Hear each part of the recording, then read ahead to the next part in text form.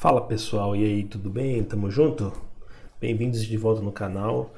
Esse vídeo aqui eu vou tratar de um paper que já tem um tempinho, na verdade, mais de um mês aí, mas que eu achei muito interessante de trazer para vocês aí, de conversar a respeito. É um paper que eu achei muito interessante e eu queria tentar ele e gravar um vídeo sobre mesmo, que é esse cara aí, né? Low Resource Test Classification, a Parameter Free Classification Method with Compressors. Esse paper aqui é muito interessante porque ele basicamente usa uma compressão gzip para criar uma matriz de distância entre textos e usar essas distâncias para gerar um classificador, e aí consequentemente aplicando essas distâncias em um classificador, por exemplo, como o KNN, que é o sugerido no paper, conseguir aí uma acurácia muito legal, muito interessante aí, em torno dos para cima de 70%, né? Então vamos dar só uma olhadinha rapidinho em cima do paper aqui, né? Ele não é muito grande, apesar de ele estar marcando que tem 19 páginas, acho que não dá para ver aí, mas aqui do lado dá para ver que a gente tem bastante páginas aqui. Então, apesar de ele ter 19 páginas aí, na verdade, ele não tem tantas páginas assim, né? Bom, a ideia é que então, conforme a gente vai ver aqui, in this paper, acho que eu não vou ler o abstract inteiro, mas in this paper we propose alternatives to DNNs, né? Deep Neural Networks, that's easy, lightweight, and universal in test classification. A combination of a simple compressor like gzip with a k-nearest neighbor classifier. Então, acho que é bem interessante esse paper por isso, né? Ele vai estar trazendo uma questão diferente dos classificadores aí que a gente está acostumado, né? Para uma coisa meio que bem diferente aí, bem fora do convencional até, né? Ele ainda fala aqui que esse modelo aqui que eles estão trazendo, essa ideia, né, basicamente, it even outperforms BERT on all 5 ODD datasets. O ODD aqui é Out of Distribution, né? Include 4 low resource languages. Então, assim, superando aí métodos de Deep Learning, como por exemplo o BERT, né? O código desse paper está disponível aqui no GitHub, nesse endereço aqui. Eu vou deixar tudo isso no link da descrição do vídeo aqui, né? Então aqui dentro tem esse link aí original dos autores. E mais uma coisa aqui, deixa eu voltar aqui, que ele acabou saindo, que eu achei interessante dentro do paper aqui, aí vai fazer uma introdução leve aqui sobre, mas aqui ele até cita que algumas outras tentativas foram feitas em classificação nesse trecho aqui, né? Mas ele fala que, however, previous works fall short of matching the quality of neural networks. Então, as tentativas anteriores, os trabalhos anteriores acabaram não tendo a mesma qualidade, né? Então, para acertar esses problemas que foram encontrados aí, eles propõem uma classificação de texto, né? Usando um método combinando um compressor aí sem muita perda, né? Lossless, criando uma matriz de distância com o KNN junto aí, né? Então, aqui que é interessante a intuição, né? It utilizes compressors in capturing regularity, which is then translated into similarity scores by a compressor distance metric. Então, assim, aqui sem entrar muito tecnicamente, a intuição é isso, né? Que usando um compressor tipo com pouca perda, um lossless compressor, a gente consegue aí tentar capturar a regularidade dos textos, né? Para criar essa matriz de distância, e depois aí with the resulting distance matrix we use KNN to perform classification, e usar o KNN aí para fazer a classificação. Outra coisa que é interessante aqui no coisa é a parte de related work. Então, aqui ele mostra dois modelos que eles levantaram aqui de classificação compressor based test classification, né? Então, using a compressor to estimate the entropy based on Shannon information theory, né? Então, aí usando a entropia de Shannon, baseada na entropia, né? Estimar a entropia baseada na teoria da informação do Mark Shannon. E o using compressor to approximate common world complexity and information distance. Mais para baixo aqui no paper ele está explicando um pouco cada uma das duas approaches, né? Mas fica claro aqui que eles estão usando essa linha do Kolmogorov Complexity, que eu não tinha ouvido falar ainda. Algumas coisas do que eu já estudei eu não tinha ouvido falar ainda dessa Kolmogorov Complexity, né? Então, acho que aqui embaixo está falando que eles estão usando, mas de qualquer forma eles testaram aí esse cara contra uma rede neural complexa como o BERT e obtiveram bons resultados. Aqui para baixo estava falando algumas coisas dos approaches dele, né, como que eles criaram e como que faz, né? E aqui é basicamente o cálculo que eles estão fazendo. Então, dado um texto X e um texto Y, né, eles vão concatenar, eles vão fazer a compressão dos dois textos, né, e concatenar também os dois textos para calcular esse que eles chamam de NCD aqui, que é basicamente essa fórmula de cálculo aqui embaixo, né, que é o Normalized Compression Distance, né, o NCD aqui. Então, usando a compressão do XY menos o valor mínimo, né, da compressão entre a compressão de X ou a compressão de Y, dividido pelo máximo da compressão de X com a compressão de Y, ele calcula essa distância aí, né, do NCD, tá?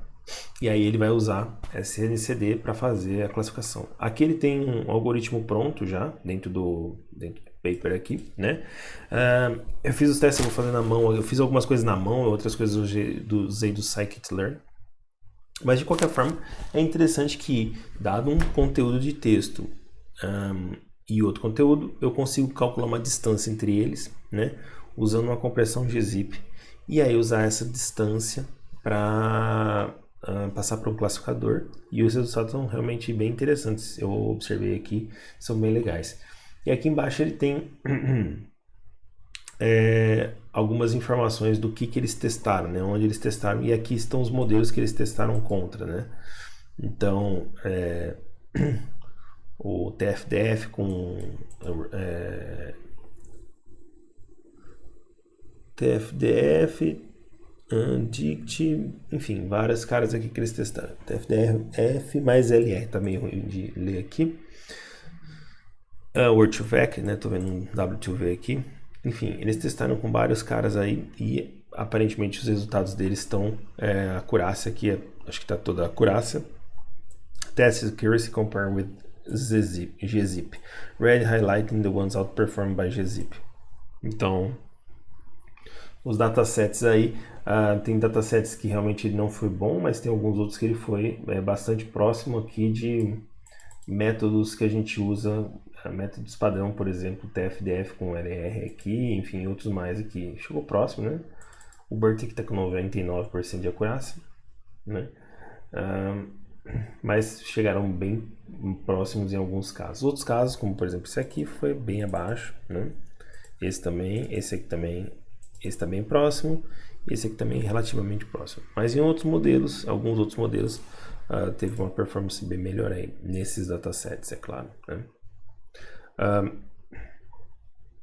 Interessante notar que a coluna também de pré-training e training, né? Então você não precisa fazer um treinamento, você tem os dados ali, você já trabalha com eles, então isso também é interessante de que você não precisa ter muito tempo treinando um modelo para poder usar isso daí, né? Bem legal essa parte também. Bom, aqui outros datasets que eles testaram também, né? Dataset aqui, o Average e o gzip. E foi bem interessante. Bom, de qualquer forma, eu achei interessante aqui, tem mais resultados, né? Para quem quiser dar uma olhadinha no paper aí, fica à vontade, eu vou deixar o link na descrição também. É bem interessante aqui algumas coisas que eu peguei nesse paper, mas na verdade o que me interessava mais era o próprio algoritmo dele aqui para implementar, né? Então para fazer isso, eu peguei esse dataset aqui no Kaggle, que é o BBC News Article. Basicamente são 225 documentos, tá? De artigos definidos em 5 classes, né? Business, Entertainment, Politics, Sport e Tech. Falando, basicamente eu criei esse notebook aqui para fazer, montar o algoritmo, né? Então, o que acontece? Eu fiz o import das bibliotecas que eu vou usar. No Python a gente tem o gzip, então já tem uma dentro embutido no próprio standard lib. A gente tem um método de criar gzip, né? Fazer a compressão. Usando Pandas aqui então para carregar o dataset que eu comentei aí da BBC, ele tem aí a categoria, o file name, o title e o content, né? Basicamente eu preciso da categoria do title e do content, na verdade só da categoria do content, ou de alguns testes com o title também, depois eu vou falar o que aconteceu ou não. Convertendo aqui a categoria para valores entre 1 e alguma coisa, e dividindo aqui o dataset 30% para 70% para treinar e 30% para teste. Treino aqui não significa treinar, mas gerar essa matriz inicial de dados que eu tenho, né? E aí vem a parte do algoritmo mesmo, que é basicamente o cálculo do NCD, e aí a gente pode ver aqui que eu estou fazendo basicamente o que está descrito lá, C1, né, que é a compressão do X1, então está aqui a compressão usando o gzip compress, né, do texto, o C2, né, que é a compressão também do segundo item, fazendo a compressão dos dois juntos, né, da concatenação dos dois, e por fim aplicando realmente a fórmula lá do NCD, né? Então, basicamente, eu vou voltar aqui rapidinho no navegador, basicamente fazendo esta formulinha aqui embaixo. Esta formulinha aqui, né? Então, basicamente executando essa fórmula aqui que a gente está vendo aqui, ali no VS Code. Bom, feito isso, a gente tem eu acabei fazendo alguns modos de execução dessa matriz, né, desse treino. Então, o modo mais simples aí que a gente tem de treinar é basicamente passando por todos os itens, né? Então, como eu tenho que gerar uma matriz de distância entre os itens, então imagino que eu tenho 10 frases, né? Então, eu tenho que gerar uma matriz de distância entre as 10, né? Eu posso ignorar entre elas, né? Então, imaginando que eu, como eu disse, tenho 10 frases, eu posso ignorar a distância entre a frase e ela mesma, porque vai ser quase zero aí, né? No caso aqui, o algoritmo ele não vai dar zero, porque ainda tem uma questão aqui de compressão e tal, então não chega a dar zero, mas chega muito próximo a zero, 0,0 alguma coisa normalmente. Mas eu tenho que calcular então a frase 1 com a frase 2, a frase 1 com a frase 3, e depois também a frase 2 com a frase 1, frase 2 com a frase 2, e assim sucessivamente, para gerar uma matriz quadrada de distância entre todas as frases, né? Entre elas. E depois eu tenho que fazer, basicamente, para eu poder testar, né? Fazer o meu teste, eu tenho que basicamente pegar cada frase do meu teste e gerar a distância relacionada aos treinos. Então esse cara vai ser basicamente o meu teste, né? Então aqui no modo mais simples de fazer isso é você passar item por item aí e fazer a operação, né? Para gerar uma matriz, para ficar um pouco mais rápido, porque o algoritmo é bem lento, dependendo da quantidade de itens, a gente pode gerar o multiprocessamento aqui em Python, né? Pode fazer usando o multiprocessing aqui, tá? Já melhora bastante, é 2 a 3 vezes mais rápido, mas existe uma questão aqui também que vale a pena lembrar disso que eu estava falando, que aí entra um pouco esse algoritmo mais otimizado aqui, que é, na verdade, assim, eu não preciso calcular 100% todas as instâncias no sentido de duplicar, né? Então, por exemplo, quando eu calculo o x1 com o x2, não necessariamente eu preciso recalcular o x2 com o x1, pois eles teoricamente têm a mesma distância. É o que eu disse, no algoritmo aqui, eles não necessariamente têm a mesma distância, mas vão ser muito próximos, né? Então, talvez não faça muito sentido eu ter que recalcular isso. Então, na verdade, eu estou calculando só metade da matriz, e aí eu replico para gerar uma matriz quadrada, para poder passar para o KNN, né? Bom, nesse dataset especificamente, aí eu estou usando o KNN aqui, né? Como eu estou usando 5 vizinhos, né?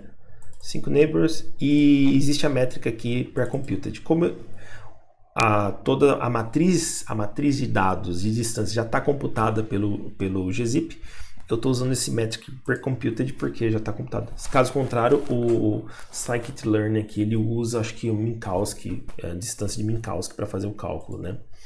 No caso, não precisa, a gente já está calculando isso pelo algoritmo aí.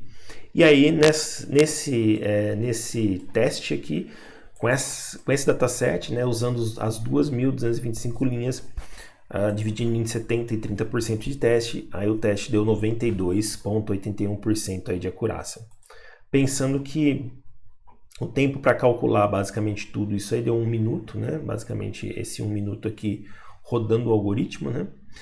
E aqui basicamente eu plotei a matriz de confusão desse resultado, então desses 92% aí, né?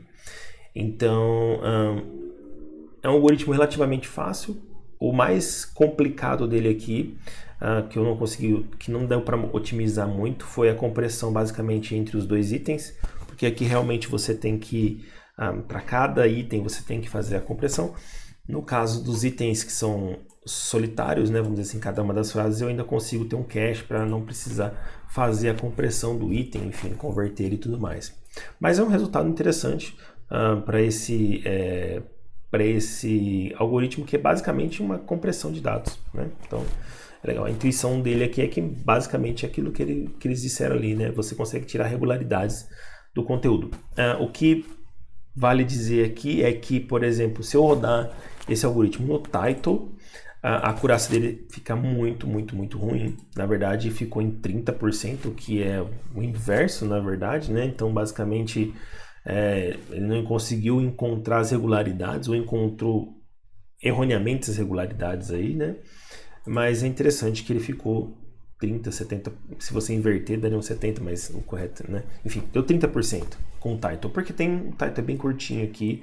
Provavelmente outros algoritmos também teriam algum problema nesse sentido, porque o pouco de texto que a gente tem aqui às vezes não reflete necessariamente uma ligação direta entre os dois itens, sem você ter previamente uma base treinada, né? Mas com relações diretas entre as palavras, né, contexto e tudo mais, por exemplo, word to vec e tal, tudo mais, né. De qualquer forma, esse é um algoritmo bem simplesinho. Além disso, eu vi também que, e aí faz sentido mencionar aqui também, normalmente a gente acaba usando bastante para fazer compressão imagens, né, então imagens são bastante usadas, sofrem bastante compressão de dados, né, em muitos momentos. E aí eu estava dando uma olhada nisso também, eu encontrei esse artigo legal aqui, onde a pessoa usou, né, o MNIST, aplicando essa técnica de gzip aqui, para basicamente criar o classificador de dígitos numéricos, que é um dos primeiros classificadores que a gente aprende quando a gente está fazendo questões de machine learning, né? Então, como eu disse, eu acabei pegando esse site aí e acabei criando aí, né, um notebook para aplicar ele. Então aqui na verdade é a mesma coisa, né, o import é igual. Estou fazendo o load dos dígitos via datasets do scikit-learn, que é só para pegar a representação dos dados das imagens. Um plot das imagens aqui que a gente tem, e a divisão também aqui, o training e o teste, mesma coisa, 70-30, não mudei nada nesse sentido. E aqui o que mudou um pouco, na verdade, da função foram duas coisas. Uma é que, como eu estou trabalhando já com um array, né, eu tenho que dar um convert to bytes, ao invés de fazer um encoding, no caso do string lá que eu estava fazendo, que é o caso aqui, né, fazer o encoding. Aqui a gente tem que converter para 2 bytes. E eu tive alguns problemas que alguns valores acabaram ficando negativos aqui. E aí deu erro na hora de rodar o KNN, então eu só zerei os valores aqui que estão negativos, né? Isso pode ter influenciado um pouco aqui na acurácia, mas tudo bem, assim, vou aceitar dessa forma, para precisaria explorar melhor aqui por que está acontecendo isso e tudo mais, né?